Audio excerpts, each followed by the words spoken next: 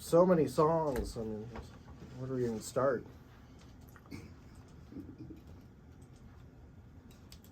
And then there's the Dead and Co.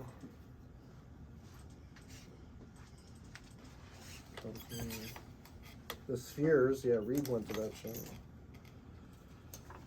How many original people were left in the Dead and Company then? Well, at that point, they had gotten Bill out of the band, so it was 2. Okay. Bob and Mickey. Okay.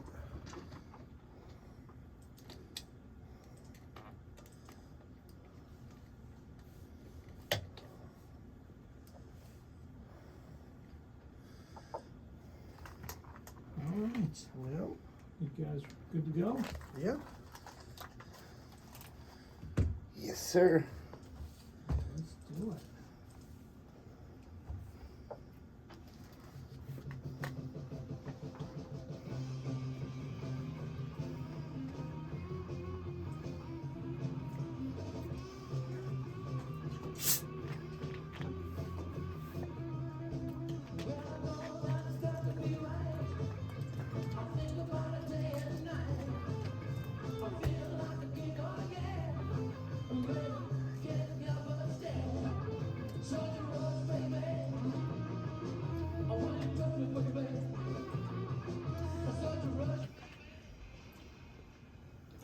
Ladies and gentlemen, guys and dolls, cats and chicks, you're listening to Viva ENT, rock, pop, and soul, and sometimes dead. I'm Devin, the truckin' dude.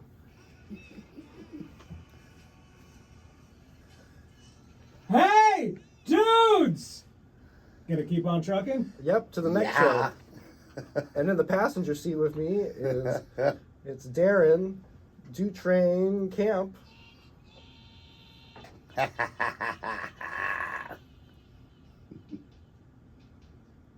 Aye. Thanks for having me on, guys. Yeah, welcome back aboard. Yes. And our Glad to be here. driving the steering wheel of this truck is our producer, Eric. Hey, it's Eric CC Rider. Rider. We got all sorts of trucks to move today because we got a wall of sound. Literally. Grateful Dead is our topic today. Yeah. And Something I know a lot about. Phil Lesh passed away recently. Yeah, that was very sad. And of course, they just received those Kennedy Award, Center Awards, and Phil, because he was listed on the roster before he passed, when they nominated, he got his posthumously. Yep. Yep. So Yeah. I understand you've seen a few of these Grateful Dead concerts. I have seen a few of them. I've seen 11, which is an interesting coincidence because the Grateful Dead has a song called The 11. And so I thought that was very, fitting that I saw 11 shows with Jerry. Incredible. Yeah. Now, Eric, have you seen any Grateful Dead bands? Only footage on TV and stuff. Okay. But I tell you what, my dad is a big Grateful Dead fan, and the Touch of Grey video, and Touch of Grey, I believe, Grateful Dead's biggest hit, which came out many years after they had formed and had been putting out music for a long time. Sure. The dog in the video for Touch of Grey is from my hometown of Redding, California. So that was always a little bit of something that we took pride in Redding, California, because there's not a lot to take cool. pride in there. But that's the famous dog from Touch of Grey was just like me. You gotta love it. Well, have you even seen any tributes to them? No. Okay. No, I don't really seek them out, but when I hear them on the radio or like I said, see footage or whatever, I think, yeah, pretty good. Yeah, I just saw the Dark Star Orchestra at the Showbox. And Yeah, that was must have been a great show. 4 hours. And then Andy Coban always is like every Monday at the Blue Moon. It's always playing Grateful Dead. So. Yeah, and we've seen him at least once or twice. Oh, I've seen him many times. Yeah. Has there ever been a band with a more metal name and aesthetic that was decidedly not metal than the Grateful Dead. Probably not. Yeah. I was listening to them this morning. I kept dozing off. It's like I was so relaxed listening to all these, sampling all these Grateful Dead songs. And there's so many more than I've ever imagined. Oh yeah, they have a ton of songs that they rotate through when they would play live. They're kind of like Fish. I mean, well, Fish is. I mean, they're the original jam band. Yeah. The pioneering godfathers of the jam band world. Some would Sure. say. And of course, when Jerry passed away, and then the Grateful Dead sort of disbanded, a lot of the Fish people, or a lot of the Deadheads became Fish heads. They ended up turning to that band for their touring needs. So they also had another band, the Warlocks, and Mother McCreed's Uptown Jug Champions. Yeah, well, so it started out in the very beginning. It was Mother McCree's Uptown Jug Champions, and then that morphed into the Warlocks, which was really sort of the real beginning of Grateful Dead. Again, a very metal name for a non-metal group. Yeah, exactly. And then, they decided to change it after a point in a dictionary, according to legend. And the A meaning random behind point it. into the dictionary. And you got your Grateful Dead shirt on, as Yep, do you I. do too. Yep, with your dancing bears. And I got my Grateful Dead tattoo, my one and only tattoo. So you know I'm a Deadhead. So you're an That's my only authentic tattoo. Deadhead. Yeah. Yeah, but I saw him 11 times from 83 to 95. And as we talked about when we were pulling in, within 100 days of his passing, we saw 4 shows in May of 95. And that was in the Seattle area? Or? 2 of them in Seattle at the Memorial Stadium, and then 2 down in Portland at Portland Meadows Raceway. And you've also seen them in California. Yep, saw them in California. My second show was 12/28/84. That was the second show I saw of them, and it was the first show of the New Year's run that year. And that one was a really particularly cool show because that night they debuted 2 songs that would be in their rotation for a while live. They debuted 900,000 Tons of Steel, which was on that In the Dark Touch of Grey album, and then also Day Tripper by the Beatles was the encore. And that was the first time they had ever played that live. They play a lot of covers, but they definitely put their own spin to it. I mean, Yeah, oh yeah, definitely. They've got a lot of cover material, but they do it their own way. Jerry Garcia is like prolific on that guitar. I mean, he just for improvisation. He was a master. And I was lucky because he had, of course, his famous accident when he was 8 or 9, and lost part of his middle finger. Yeah, and brother was cutting wood, and Yes. I guess missed. Yes, and cut off part of his finger. But luckily enough, it was on his right hand, and so it didn't affect, fingering chords and stuff on the left hand up on the neck. He just had to learn how to pick, differently. Well, they got into the Rock and Roll Hall of Fame 1994, so that was... Yeah. And at least that happened before Jerry passed. I think I feel a song coming on. Yeah, I think we gotta introduce folks in case there's anybody out there that doesn't know the Grateful Dead. Here's one of their earliest hits, and it was only went to number 69 in 1970. Excuse me. It's called Uncle John's Band. Yeah.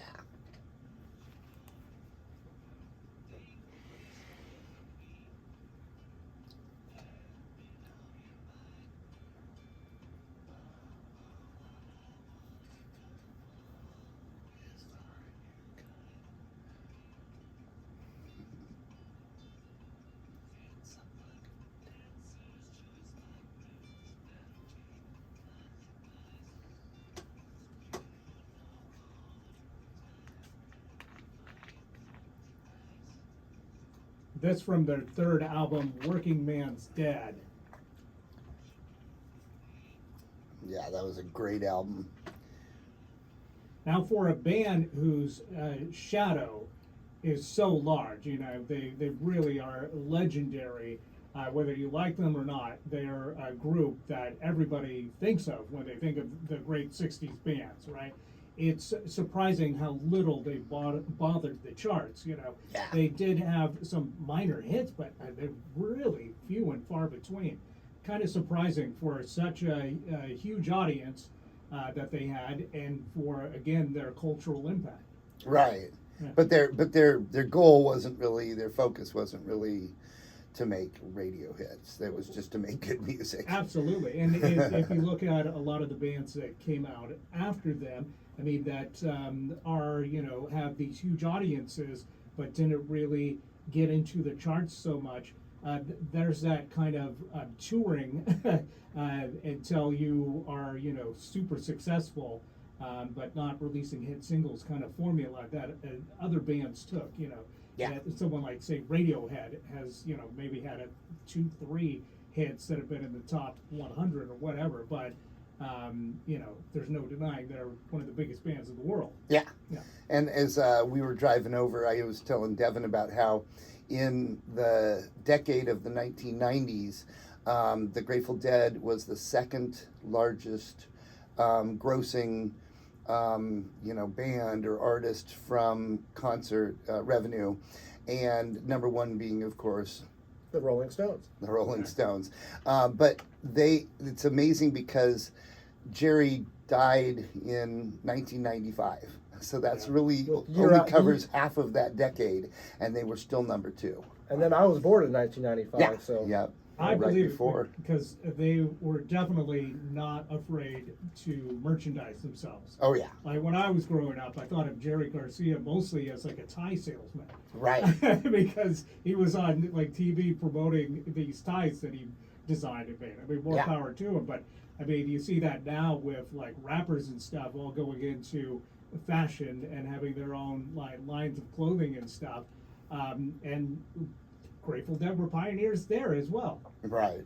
Well, yeah, and Jerry had his finger, no pun intended, into a lot of different pies and stuff. He was a painter. He was doing some painting and stuff and doing a lot of interesting stuff.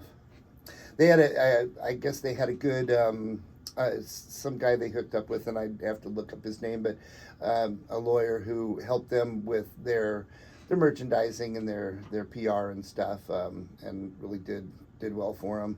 Yeah. Yeah. and they played a lot of like free concerts, like for anti-Vietnam War student protests, and Yeah. They got signed on with Warner Brothers in 1967 with their first, and they gave them unlimited studio time. So they, Yeah. they, And they that was took the that year to their that I was advantage. born. Yeah. It was that year that their first album came out. So Yeah. a lot of coincidence. Well, Summer of Love too, 1967. Yep, I was born just after that. Because they were in San Francisco. That was their big. Oh, that's yeah. where they got started. Oh yeah, that's where basically, you know, the hippie revolution was born. Yeah. Well, let's hear another well-known track from the Grateful Dead. This is Truckin'. Went to 64 on the charts back in 1970. And if you hear the live version of it from Europe '72, Bob Weir actually makes a joke about how somebody, a DJ in Turlock, California, played this song on the radio, and that's how it became like a charting hit. Wow. Yeah, this from the 4th album, American Beauty. Yes.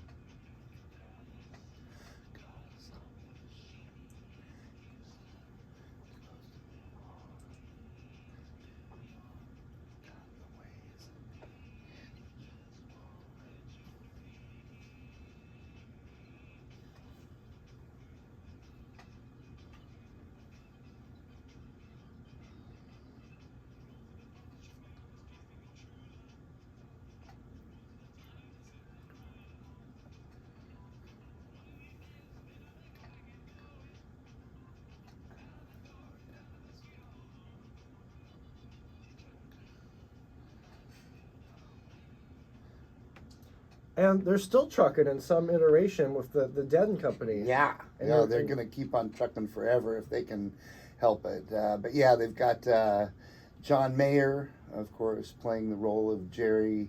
They got Bob Weir from the original band and Mickey Hart from the original band. They have Oteil Burbridge, who was from the Allman Brothers, and some other bands playing bass. And then they've got Jay, oh goodness, see now I can't remember his name, Jay something, playing drums, second drummer. And they played at the Sphere, and your friend Reid Reid shared Schmidt some of that footage, and it was incredible Yeah, what they went can and- do with the.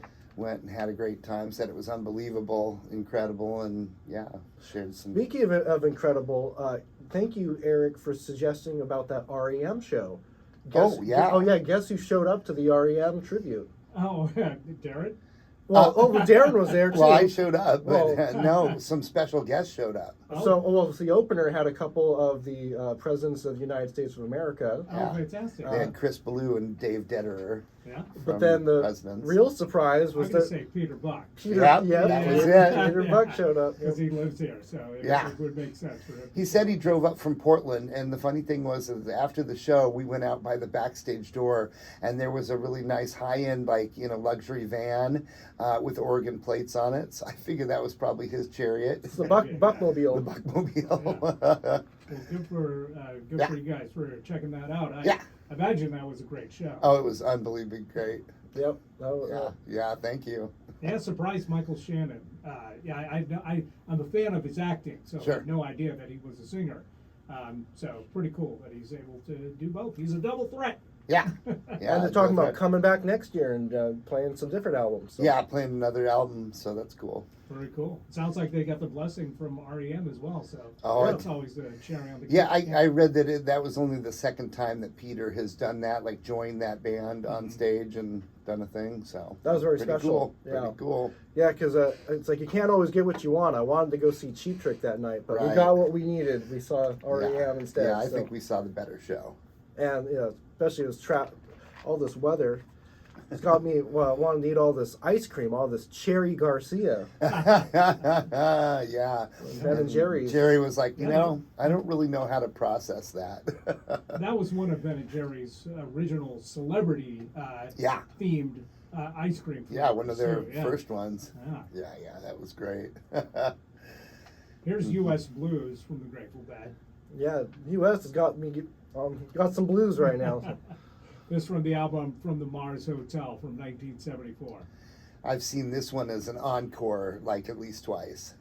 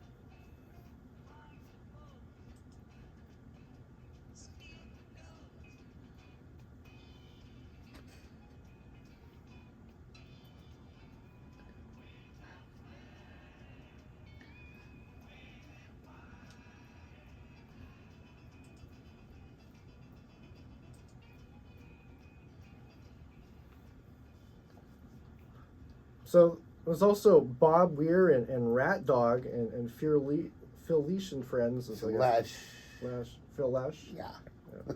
Yeah, there were a lot of different iterations, of the band and different groups that they had. Mickey Hart had Mystery Box, which was his sort of side project for a while, and Bob had Rat Dog. I saw both of those bands at the Further Festival. Right after Jerry passed, they created the Further Festival, and so I went to the first one in '96 out at the Gorge, and it was funny because I drove by myself out to the Gorge to go see the Further Fest. So it had 6 great bands: Hot Tuna, Bruce Hornsby, Los Lobos, Mickey's Mystery Box, and Bob Weir's Rat Dog, and then one other band as well. But anyway, Yeah. If only we Great. had a camera back then. Yeah, no kidding. And you have your own YouTube channel devoted to. Well, I mean, we have our YouTube channels, concert archive, but also you have a special other channel about Grateful Dead. Yeah, Mother McCree's and Warlock's archives, Grateful Dead archives. Yep, and I try to keep up on that one. I need to get back to that, but yeah, yep, that's dedicated to just Grateful Dead and the opening bands that I saw them with, because like I've got the Indigo Girls up on that channel, and they were the openers for them in '93 in Eugene, and then also Chuck Berry from '95. They didn't have openers in Seattle, but down in Portland they had Chuck Berry opening for them, and I have those performances up on my channel as well. It's funny because Jerry had just gotten remarried right before then, and his wife was trying to get him off drugs and stuff, and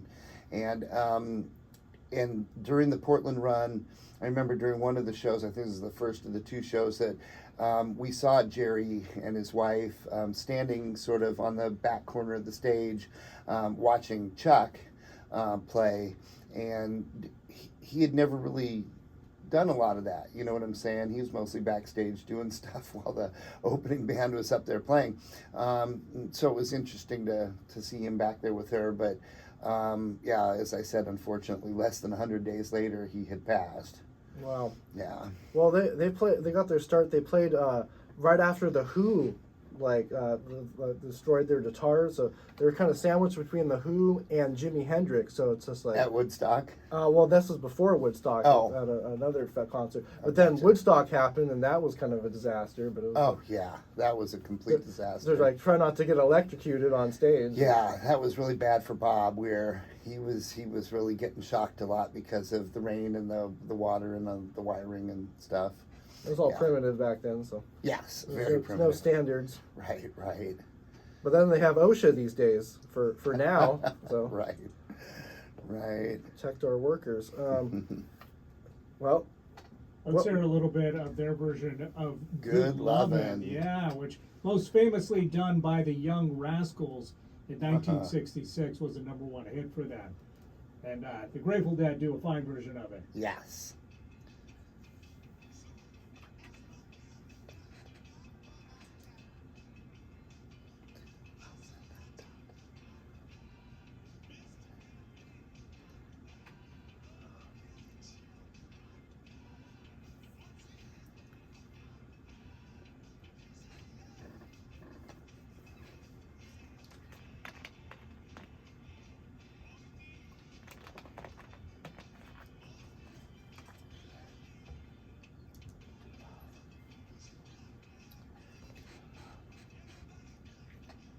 This from their 1978 album called Shakedown Street. Yeah.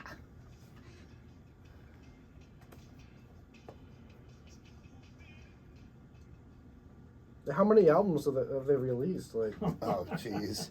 Well, I How mean, much time you got? yeah, I mean, not enough apparently. the core albums, you know, of course, are the core albums. The last one was in '89, but and then of course there's also the one that was the unreleased album that I was just looking at last night. But they've had so many like official albums that are live shows that have been remastered or remixed or whatever and put back out, because they've got Dave's picks and they've got Hunter's tricks and all these different series of live shows that they've put out, because they're, again, you know, brilliant at they retained all the rights, of course, to all their stuff, and you know, are brilliant about making money, marketing all that stuff. Well, they also were cool, the first band to let people tape in the crowd too. Yeah, and that helps because they've got a lot of material. Of course, they recorded a lot of stuff themselves, because like when you go onto archive.org and you look at shows, particular shows, sometimes there will be 5, 6, 7 versions of that show, and maybe everyone with their different equipment. Yeah, and sometimes there are soundboard, versions of the shows, and then a lot of audience recordings and stuff. And one of the funny, interesting things is that lately they have been doing these matrices of they'll take like a soundboard version of a show, and they'll take a really good audience version of the show, and they will somehow like blend them together. Yeah, blend them together, and make it sound real good. So anyway, but yeah, I remember seeing a lot of and talking to people at different shows that I went to that were taping, that had tickets in the taper section and stuff, and talked to them about their equipment and how they do all their stuff. Very fascinating. Well, do you have a particular favorite song by them? Or a few songs? Or? Yeah, I mean, because I was thinking about that. It's almost like, who's your favorite child? Yeah. But, I was thinking maybe the one that I told you I was listening to that was gorgeous is Weather Report. That one has an intro that is just, it's acoustic guitar, and it's just so gorgeous. But probably my favorite song is a song called Brown Eyed Women. Okay. And it is a tale of making rum. And not to be confused with Van Morrison's Brown Eyed Girl. It's its own different song, yeah. That's when she had grown up. Yep. Jokes. But yeah, no, that's another good one. And it's funny because Brown Eyed Women, they never did a true studio version of it. It was on... So it's a live only? Yeah, it's a live only. I think it's on Europe 72. And so anyhow, but it is a great song. Yeah, they toured Europe. They toured most of the... Oh, they knew how to tour. They knew how to go wherever they had to go to, hit their fans and fill arenas. Including Egypt. They went to the pyramids. Yeah, nights. Exactly, to Giza. Yeah, and those were great shows. I've listened to those shows many times. Fantastic with Olin Aragig, and like Fire on the Mountain and stuff. Great versions. And Eric, have you seen the Grateful Dead movie? I have not. Well, it's free on YouTube, and I just watched it, and it's kind of a fever dream, but it shows what in 50 years what a concert really would look like, and actually it's about 50 years after the making of it. Yeah. And actually, concerts look a lot different these days. Right. They're a lot more structured. It's funny, I heard I read, and I had forgotten that Ned Legan, a guy that they sort of collaborated with every so often, was in that movie. Yeah, among others. Well, while I dig up Brown Eyed Woman, here's a little bit of Shakedown Street. The title track from that Shakedown Street album.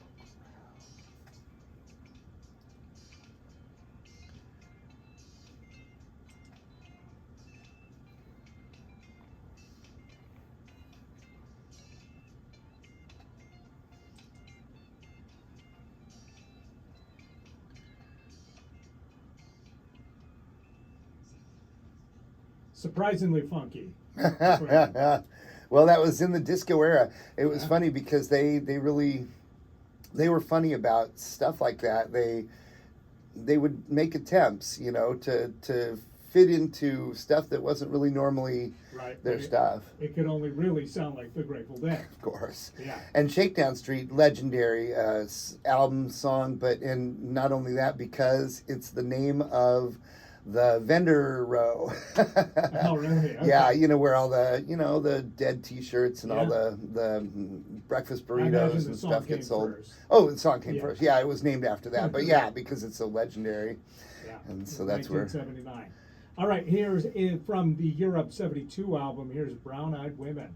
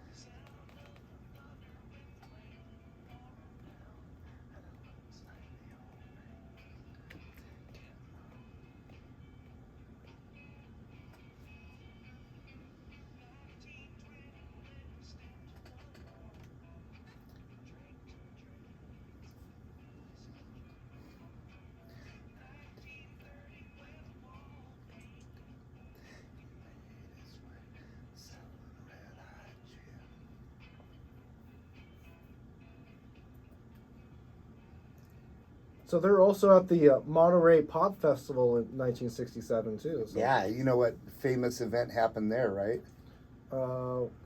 Enlighten me. Jimi Hendrix burned his guitar. Oh wow, Yeah, that was at Monterey in 67. incredible. Yep.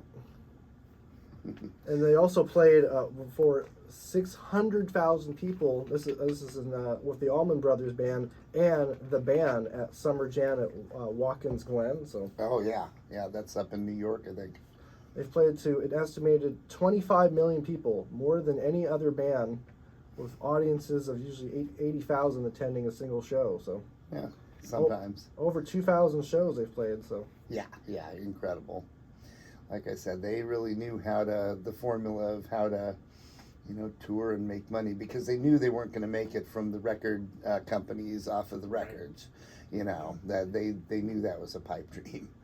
They said They only scored one top 10 hit. Exactly. In their career, yeah. Exactly. So, yeah. and that's Friend of the Devil. No, that would be Touch of Grey. Touch of Grey, yeah. yeah. Well, Yeah. but in my heart, it's Friend of the Devil. Well, yeah. Let's hear maybe a little bit of Friend of the Devil if Eric can pull it up. Yeah, let me find that. But I've got Alabama Oh. Getaway Oh yeah. lined up right now. This is from their Go to Heaven album from 1980, Yeah. and this was a minor hit. It went to number 68. This was the second album I ever bought in my life.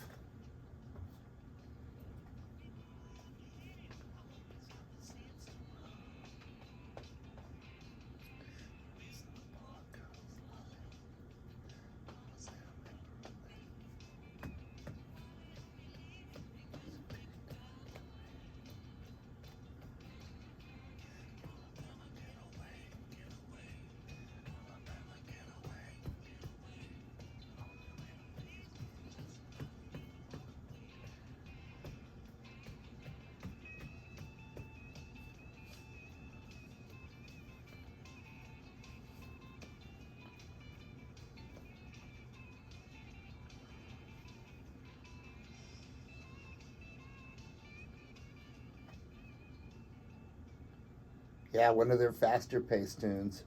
Yeah. Now I've got Love that one. Friend of the Devil here loaded up, ready to go. And it's another one with kind of a metal name. And it just makes me wonder, was there any metal kids out there that had no context for the Grateful Dead, just seeing the stickers or whatever, like would go and buy a Grateful Dead album or maybe a single like Friend of the Devil and go, what the heck? But then somehow are won over by it? Yeah, maybe. I wonder. John Mayer was won over when he heard him on Pandora. He's like, I can't stop listening. So here it is, Friend of the Devil.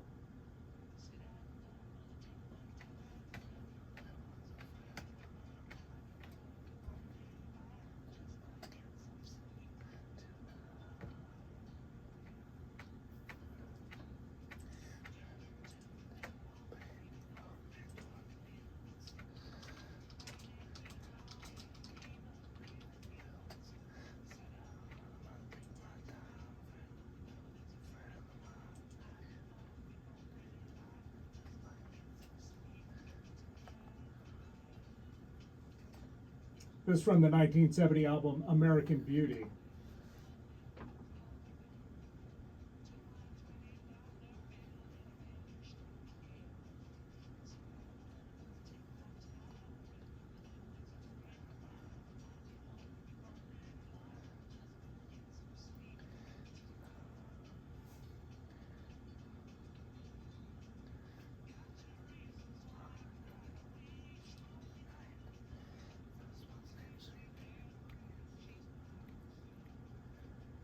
Yeah, I'm glad you got back around to this album, because Working Man's Dead and American Beauty both came out in 1970, and just if the first one of the two of them didn't make enough noise and have enough success, the other one completely just slam dunked and solidified that little spot, and propelled them on to bigger and better things, which is cool. That one is also the one that has Casey Jones on it, and then a lot of other great hits come from that one. Dire Wolf and anyway, just two great back-to-back albums. Ripple and And that was the second album you ever got? Well, No, that was, I'm sorry, the one that Alabama Getaway Okay. was on. What was your first album you ever got? First album I ever bought was Van Halen 2. Oh, wow. Well, that's a good album. Yeah. Yeah. Good yeah. choices. Well, And speaking then of Ripple, go to heaven. this is a little bit of Ripple from American Beauty. Yeah.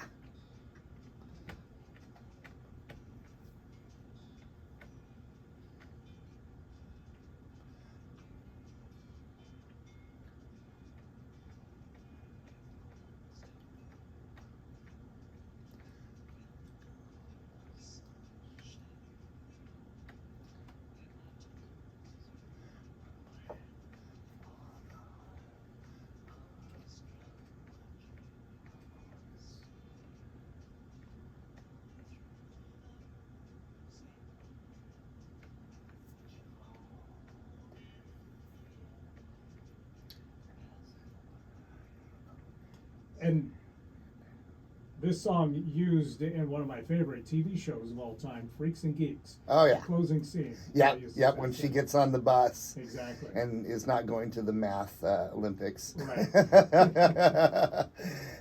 Alternate reality. Oh, I love that show, and that Fantastic ending show, was yeah. so great. It's wild when you watch that show. It was kind of a bomb at the time. Yeah. Didn't even get the full first season shown on Right. NBC. But everybody involved with that show It was went a on big to hit. be massive stars. Yeah. Yeah. Lauren San Giacomo, I think, is in there. Oh, James Franco. James Franco. Yep. Yep. Tom Hardy. Yeah. Yeah. I think same as Seth Rogen. Seth Rogen. Seth Rogen, yeah. Yeah. All of them, yeah, basically became pretty Huge big stars. stars, Yeah. Yeah, underrated, and yeah, only one season. So, Oh, I'm sorry. It was Linda Cardellini. Yes. My bad. so 2024, the band was named in the Kennedy Center honors. Yeah. So, Yeah, as I mentioned before, Phil got his posthumously, but they just had that recently. Well, that's a pretty big honor. and they're number 57 on the list of greatest 100 artists of all time, according to Rolling Stone. So. Right, back in 2004, and that list fluctuates, but yeah, that they're on the list So on is the top 100. yeah, That's, pretty hot.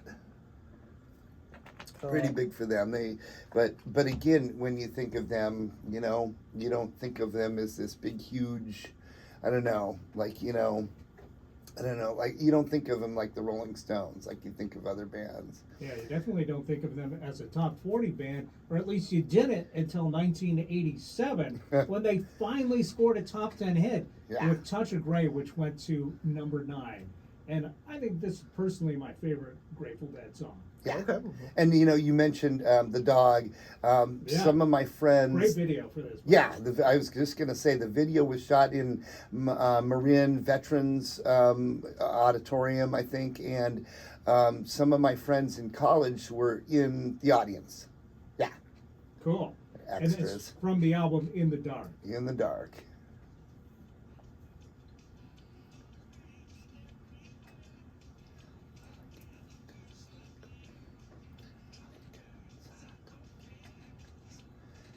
all right.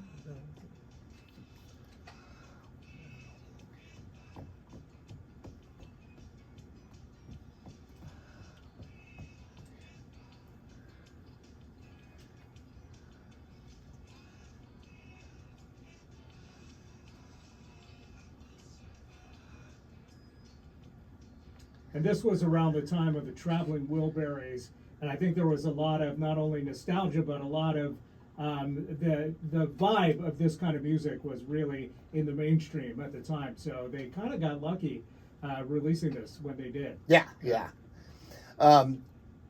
I saw it played live, I think 3 times, maybe 4, but the one that was kind of the most special was in '88 in Tacoma Dome. They would have an intermission every show. They'd do a first set, and they were very particular about what songs they'd play in the first set, and then what songs they'd play in the second set, and where they placed everything. But at that Tacoma Dome show, and in the second set they would always do a drum solo, and the other instrumentalists would go off stage and take a break, and then they would come back out and they would do a space jam, so drums and space, and the drummers would go off and take their break. But in Tacoma, they played Touch of Grey coming out of space, and that was the only time they ever did that, which Wow. was pretty cool. And like I said, they're What a moment. yeah, they're real funny about their placement of their songs and stuff. So that was pretty cool. Yeah. Do you know the song Cold Rain and Snow? I do not. Okay, but it seems like it's been snowing and Well, I was raining going to and- say if we're on In the Dark, we should maybe play also maybe a little snippet of Hell in a Bucket. That is probably, you know, the other big, you know, hit off of that In the Dark album. And that's a Bob song. Of course, Touch of Grey is a Jerry song. But Hell in a Bucket, they would open up shows with, because it is very fast tempo, a good way to, you know, get the crowd energized and stuff for a show. Yeah, this one features a video with a duck. With a duck, I was Yeah, going to say if not we're a dog. if the dog was famous in the one, the duck is famous in this video. Right. Sounds like another metal song too. Yeah, Yeah, it does. yeah, it really does. Here's Hell in a Bucket. The duck.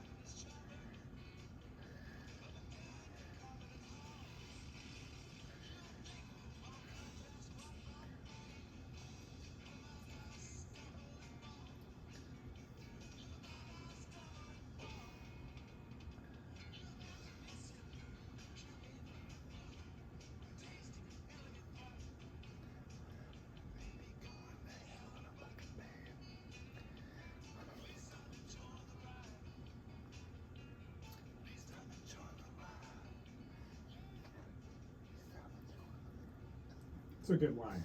Yeah, love it, love it. And what's more metal than a chopper and the actual sound of a chopper revving up its engine? Right. Well, if I ever have kids, I'm gonna have to get the book, The ABCs of the Grateful Dead, a children's book. Oh, and speaking of which, of course, Grateful Dead was also at another famous moment in history, musical history, but a very negative one. They were at Altamont when the Hells Angels had their little issue during the whole Well, show. yeah, with, and Rolling with the Stones Rolling was it. Stones, though, because they had hired That was them. bad vibes, yeah. Yeah, and so the Grateful Dead was there, and they actually wrote a song. Oh goodness, and now I'm gonna space out. But they wrote a song about that incident and that you know moment in time and stuff. So anyway, that was another of the festivals that they were at. The many. Well, usually the goers were very mellow, Grateful Dead concerts. So, but Yeah, of course. But Well, that was because the Hells Angels basically were, you know, were sort of causing trouble and running the show. Well, here's the Rolling Stones from In the Dark. Another successful track from Yeah. the album. Yeah.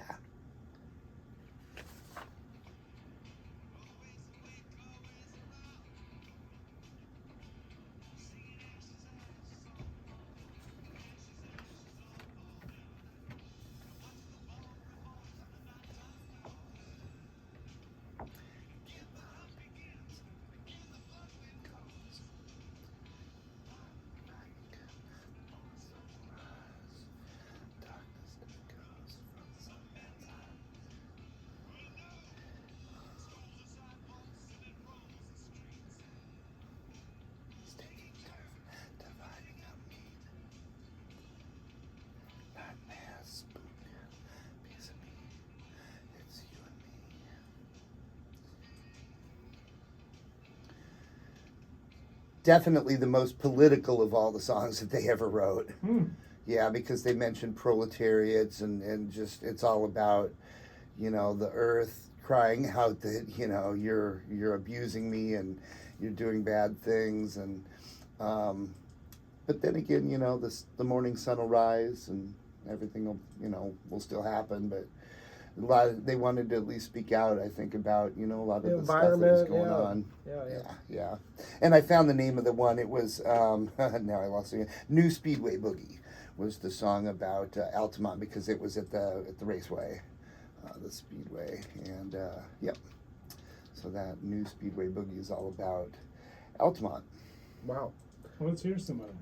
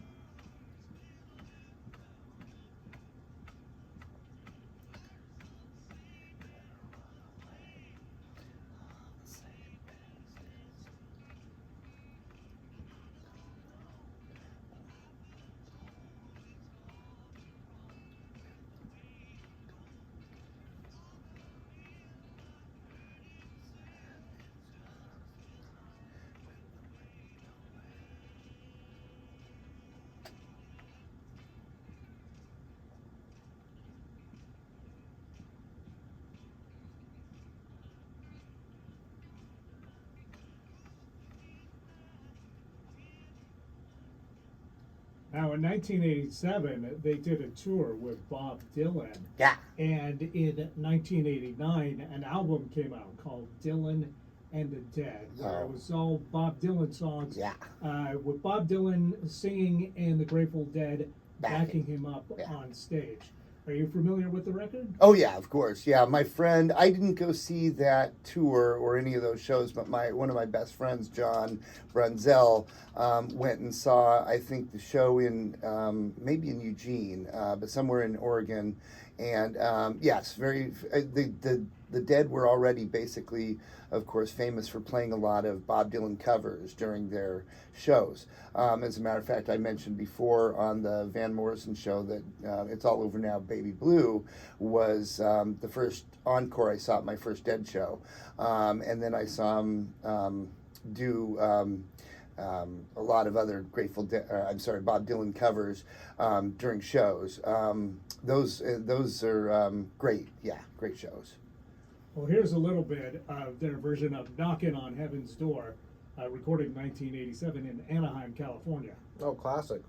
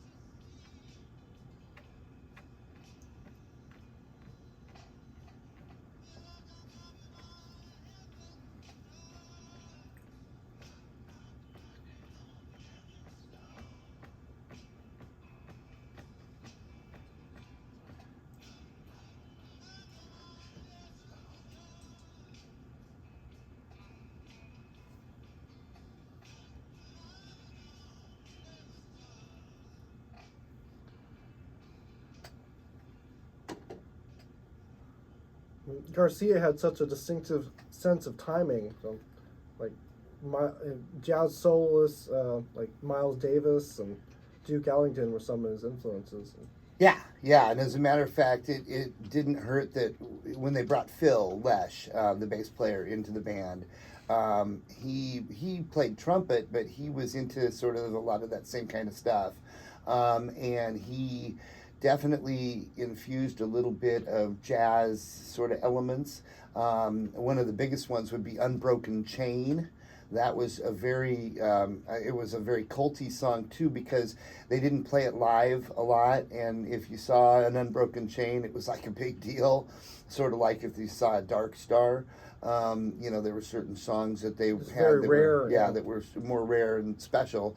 Unbroken Chain was definitely one of those songs, but it was very tough because it was in an off, time signature and very jazzy and it's funny. I actually have some recordings, sort of bootleg recordings of pre-show sound check stuff where Phil is teaching Jerry and Bob, you know, how the song and the timing of everything, and it's difficult. And Jerry's just like, "Wow, man, this is tough," you know. Right before the show, lay it on me. Yeah. So, like I said, if you saw, we heard a little snippet of An Unbroken Chain as a sound check before a show in Seattle, but they didn't end up playing it that night. They played it like another night down the road or something. Well, I'm curious that there's a Grateful Dead video game that came out in 2012. Yeah, I've never played it. I I heard about it, yeah. Okay, well, I'll have to look into that. I was a gamer. Back in 2012 or something. Yep. Yeah. So the music never stopped. I mean, what song should we go out with today as we... Oh. Well, you just talked about Broken Chain. Yeah, So yeah. I think that would probably be a good one. Yeah, to that's a great song leave to us go on. with. And unfortunately, we are running out of time. So, guys, anything you want to plug or mention before we say goodbye today? Well, the Viva ENT Rock, Pop, and Soul Facebook group. Always want to get people on board on engaged, on that site, on that page. And also subscribe to Devin Creisler Studios on YouTube and Devin Creisler Studios 2 also on YouTube. And Do Train on YouTube for my concert videos and stuff. Yep. Yeah. And next week we're going to do the grand finale of the Viva ENT. This is the second to last show, unfortunately, but the music will live on. Of course. In the archives. So you never know. We could be back someday. Yeah. I love that. And I, of course, do want to remind people we have an encore Tuesdays at 3 o'clock right here on KKNW. Thanks for listening, everybody. Right. Thanks for coming. A coming. little bit of Unbroken Chain. Yep. Thanks for coming on again, Darren. Yeah. Thanks for having me on, guys. Yep.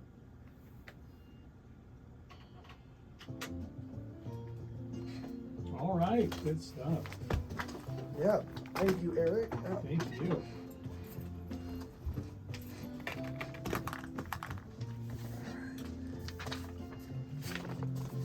Super mellow show. Yeah. Well, we were talking about doing the show forever. It's like, well, it's now or never. Yeah. And then we'll come back with Johnny next week and do something. Yeah. Yeah, that'll be cool. Maybe talk highlights of the Yeah. like the best of moments. Yeah. Right.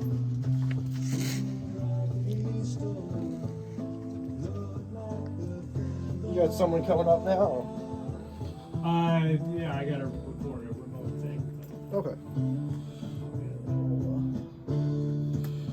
Rock and roll onward here.